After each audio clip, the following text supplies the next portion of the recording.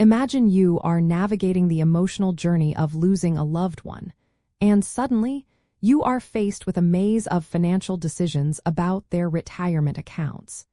It can feel overwhelming, but understanding one key rule can bring immense clarity and peace of mind. A surviving spouse generally has several options for when they must start taking required minimum distributions, or RMDs, from an inherited individual retirement account. The most common and often beneficial path is to treat the inherited IRA as their own, which means they would start RMDs when they reach their own RMD age, typically age 73. The rules around RMDs for surviving spouses are designed to offer flexibility, recognizing the unique circumstances involved. When a spouse treats an inherited IRA as their own, they essentially roll it into their existing retirement plan or establish a new one in their name. This allows them to defer distributions until their personal RMD age, which is currently 73, preserving the tax-deferred growth for longer. This is a significant advantage over non-spouse beneficiaries, who typically face stricter 10-year distribution rules. This spousal rollover option is a powerful tool because it aligns the inherited funds with the surviving spouse's personal retirement timeline, offering continued control and growth potential. It is a provision specifically designed to help maintain financial stability during a difficult time.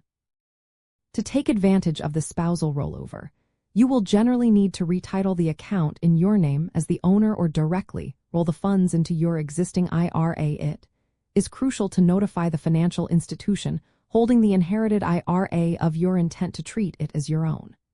If the deceased spouse had already started taking RMDs, you would typically need to take any remaining RMD for the year of death. However, once the account is rolled over, your own RMD schedule dictates future distributions, starting when you turn 73. This spousal rollover is a fantastic example of a super stretch IRA strategy, allowing the IRA to continue growing tax-deferred for decades longer than if it were inherited by a non-spouse. Another less common, but sometimes useful option, involves continuing to take RMDs based on the deceased spouse's life expectancy, if they were younger than the surviving spouse and had already started RMDs. This is known as electing to be an inherited IRA beneficiary rather than a rollover. However, the spousal rollover is almost always the more advantageous route for long-term financial planning due to the prolonged tax deferral until the surviving spouse's RMD age. Navigating inherited retirement accounts can be complex, but for a surviving spouse, understanding the option to treat an inherited IRA as your own is paramount.